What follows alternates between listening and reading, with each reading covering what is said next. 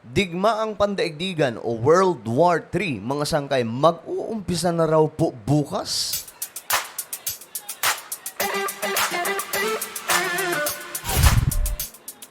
Good day, magandang oras po sa lahat ng ating mga kababayan, sa lahat po ng mga solid sangkay na nanonood ngayon. At ito, magandang pag-usapan itong mga sangkay patungkol po sa World War III. Mayroon na naman po kasing naglabas ng report tungkol po dito. At mamaya, i-discuss po natin yan. Shoutout muna sa lahat ng mga nanonood ngayon. Bago tayo magsimula, paki-subscribe po muna yung ating YouTube channel. 23 million subscribers na po tayo dito sa YouTube. Mga sangkay, parami po tayo ng parami. Kaya naman kung hindi ka po nakakapag-subscribe, malamang hindi ka pa po kabahagi ng Sangkay Janjan TV. At para maging kabilang ka mga sangkay sa mahigit 1 milyon na mga subscribers dito sa YouTube, hanapin niyo po yung subscribe button sa ibaba. Ito mismong video na to, makikita niyo po dyan yung subscribe. Pindutin niyo po yung subscribe, tapos pindutin niyo po yung bell at pindutin niyo po yung all. Sa mga nanonood po sa Facebook, i-follow niyo po yung ating Facebook page. Alright. Ngayon, ito mga sangkay. Ito ang balita. Isa na naman daw pong prediksyon patungkol po sa World War III ang inilabas nitong isang bagong Nostradamus. Mga sangkay na nagbigay pa po ng date ng World War III. Ayon po dito mga sangkay, an Indian astrologer has boldly declared the start date of World War III, predicting it could begin within days. Ngayon mga sangkay, may nilagay po sa ditong Ito. Ang pangalan po nito ay si Kushal Kumar, isa pong Indian astrologer na mas kilala daw po, mga sangkay, Kushal Kumar, known as the New Nostradamus, na nag-claim World War III could begin on June 18, 2024. Aba, so kung totoo ito mga sangkay, di bukas na to magsisimula itong World War III. Naku, yan pa naman ang kinakatakutan ng marami mga sangkay. Alam nyo, sa panahon natin ngayon, hindi na po nakapagtataka. Marami po ngayong tinatawag na New Nostradamus. Kahit i-search po natin sa Google. May iba, mga sangkay, tumatama po yung mga prediction, yung iba naman sablay. Ito, mga sangkay. Type lang po natin, Nostradamus.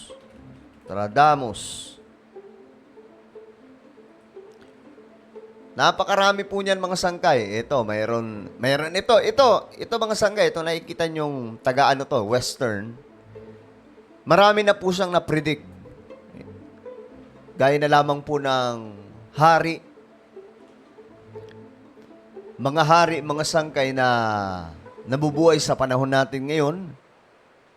Tapos ito na naman, ito po ay Indian Nostradamus, mga sangkay. Ito po yung pinag-uusapan natin ngayon. Ito siya. Ayan. So ngayon, tingnan po natin, kasi ang dami pong lumalabas na report ng mga ganito eh. Though, mga sangkay, hindi po natin itinatanggi na mayroon po talagang paparating na Third World War, but still, we don't know the time or yung date, mga sangkay, kung kailan po talaga magsisimula yan. At hindi ko masyadong kabisado kapag ba nagdedeklara ng digmaan, mayroon bang permahang magaganap o ano bang posibilidad na mangyayari, mga sangkay.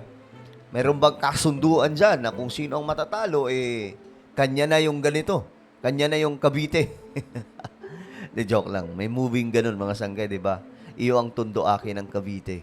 Nahala ko yan Speaking to the Daily Star, Kumar said, now, Tuesday, June 18, 2024, has the strongest planetary stimulus to trigger World War III, although 10 and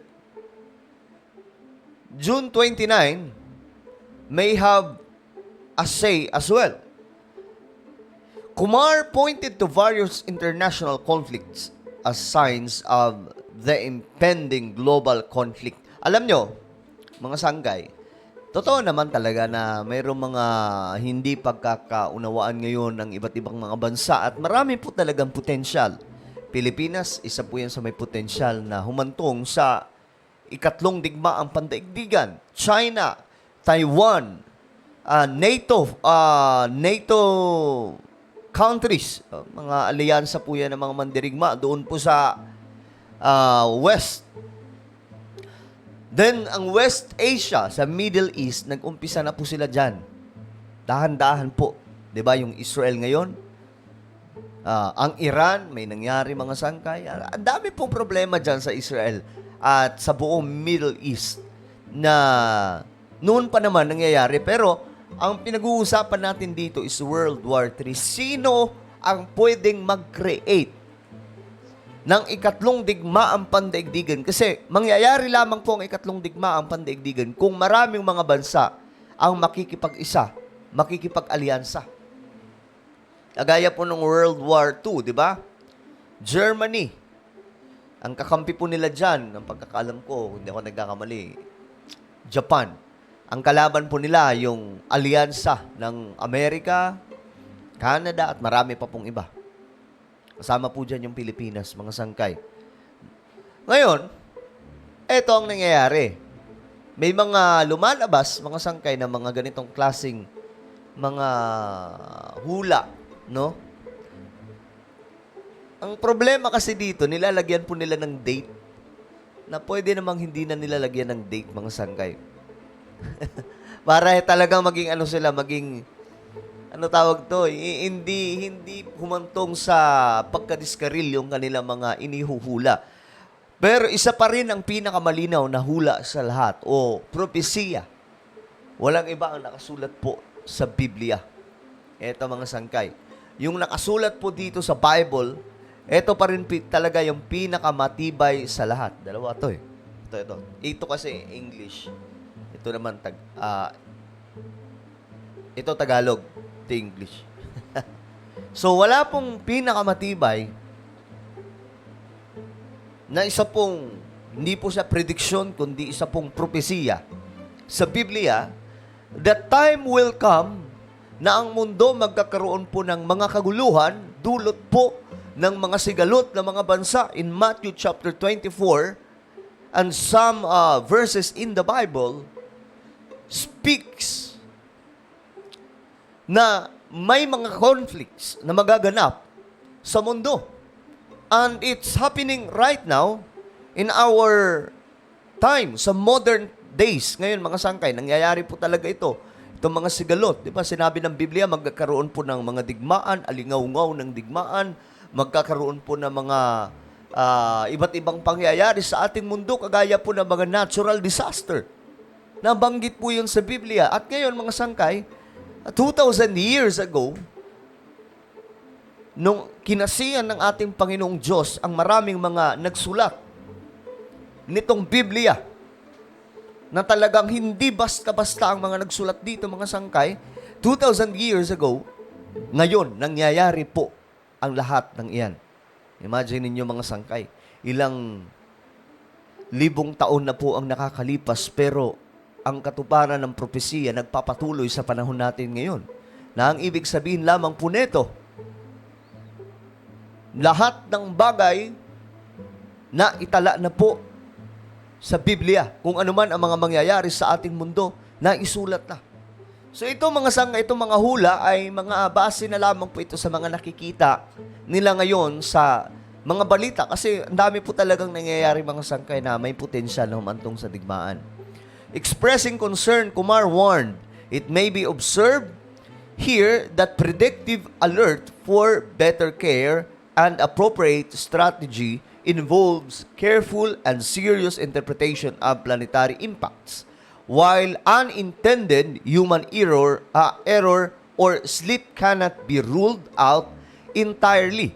So, ang ano lang po dito na maobserbahan po natin, mga sangkay, at magkaroon po tayo ng pagiging aware sa mga nangyayari. No? Pero may binabanggit po siya dito ng itong planetary impacts. So, ayan, mga sangkay, no? Ang dami pong problema ngayon sa ating mundo na kailangan po talaga maging aware. Ito nga yung sinasabi po natin na kaya ko po binabalita ito sa inyo, mga pandaigdigang balita, for us to be ready. And spiritually, dapat maging ready po tayo spiritually para po hindi tayo mapunta sa kangkungan. Pagdating ng araw, yun po talagang pinaka-purpose natin dito, mga sangkay, na maging spiritually up po tayo. Dumating man ang araw na babalik ang ating Panginoon, mga sangkay. At ngayon kasi, nakikita nyo na yung mga senyales, di ba? Talagang grabe. Kumar originally made this prediction in May and is talagang sinisikap na pala niya na ano. Okay. And is doubling down despite forecasting the wrong date previously. Nagkamali na rin pala siya ng ibang prediction. He previously predicted June 10 as the war's start date. June 10, nagkamali. Which did not occur. Casting doubt on the accuracy of his predictions. May mga error na mga sangkay. So, again, ang natin dito, maging ready lamang po. Totoong may paparating na digmaan. That's why we have to be ready. Lalong-lalo na po yung spiritual life natin. Pero mga sangkay, wag po tayong aasa sa mga ganitong klaseng prediction. Ang tanging asahan po natin yung kung papaano po tayo maghahanda sa paparating, mga sangkay, na hinaharap. Okay? So, ngayon, mga sangkay, ano po ang inyong opinion? Kayo ba ay naniniwala sa taong to, mga sangkay, na nag-predict na naman na bukas na raw po ang ikatlong digmaang pandaigdigan? Malay natin, di ba? I-comment po sa ibaba ang inyong mga opinion. Meron po akong isang YouTube channel, Sangkay Janjan Daily. Dito po ako nag-upload ng mga vlogs natin, mga personal na mga lakad, mga sangkay. Dito nyo mo mapapanood. Siyempre, matutuwa kayo sa mga video na to. Hanapin nyo po ito sa YouTube, then click the subscribe, click the bell, and click all. Ako na po yung magpapaalam. Mag-iingat po ang lahat. God bless everyone.